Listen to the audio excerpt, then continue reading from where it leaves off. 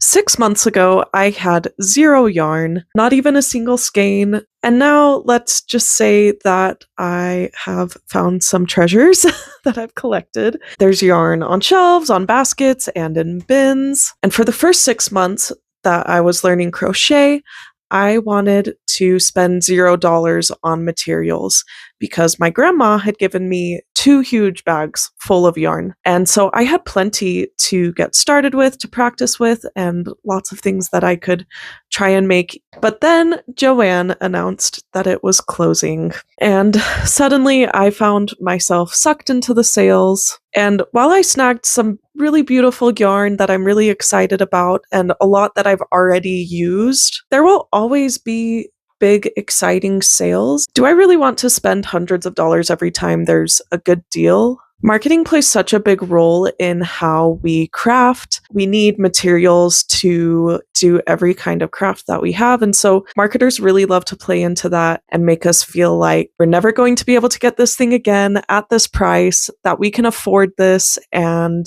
that we need all these things in the first place. And a lot of times it's not really true. The Joann sale had the added bonus of nostalgia for us. For me, realizing how much I would miss Joann had me going back time and time again and spending more money. But the truth is, I don't need more yarn. I didn't need more yarn. I already had a stash filled with enough yarn to last me through dozens of projects, and now I have even more. I think I have enough that I could be okay for a whole year at least of projects. And that would be having a project back to back, working every day for hours. If I kept collecting at the rate that I have been, I would build up enough yarn to last me a whole decade in just 2 or 3 years. And that's definitely not sustainable for the space that I have, and certainly not sustainable for my wallet. And beyond that, I've noticed that the more yarn I get, the less productive and creative I feel. I've started to lose project ideas. I can't keep track of what I even have on my shelves, even though they're right here, right behind me, where I can see them. I can't remember what big thing I was excited to try next. And I can't even remember what project I bought this yarn for in the first place. And I feel like I am at a point of creative paralysis. So I'm putting a system in place now where I can track all of my yarn as well as all my projects before this gets completely overwhelming and I give up on crochet completely. And the first step to do that is creating a yarn inventory. So I started using a paid Google Sheet template from Friday Knits. I have personalized it a little bit for my own processes and the things that I want to keep track, but overall it's a great template that I think works really well. So here's how I'm using this template. I have a yarn inventory where I'm keeping track of every brand, color, fiber content, yarn weight, number of skeins, meterage, and acquisition date.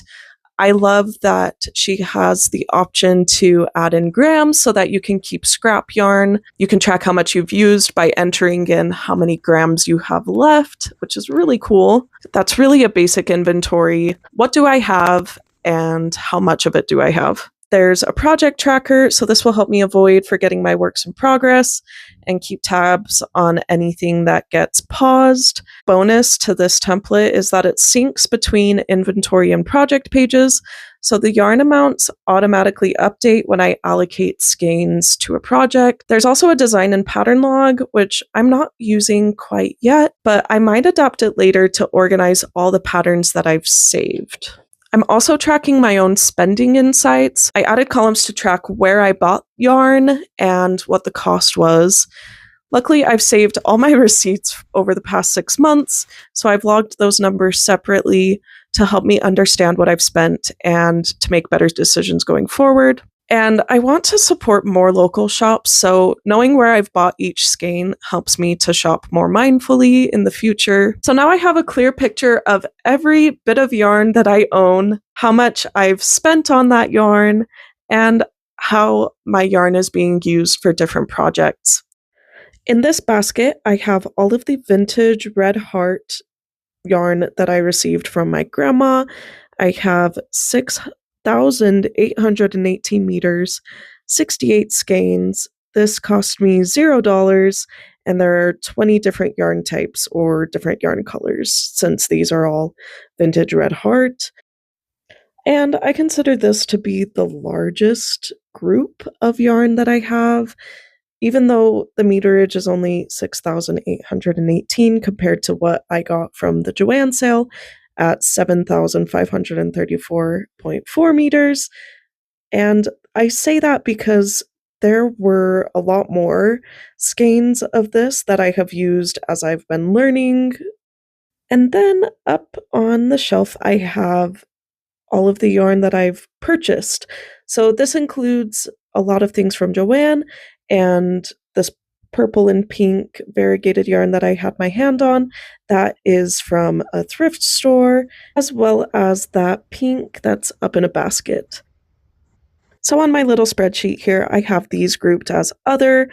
So this other category is for all of the yarn that I have gotten from the Creative Reuse store. I have 804 meters, 13.5 skeins, and I've only spent $7 on that for 3 different yarn types. My favorite is this ball of yarn. I found some colors that match with it, and this is what I'm using on my short series where I'm trying different stitches. And of course, the Joann sale, where I spent $171.75. So by keeping it updated throughout the next 6 months, years, I'll be able to track trends in my spending habits as well as my making habits. Hopefully, I'll get a better sense of what sparks my creativity, what I gravitate towards when I'm out shopping, the things that I impulsively buy without having a project necessarily in mind. And maybe that will help me to pause whenever I'm gravitating toward an impulse purchase.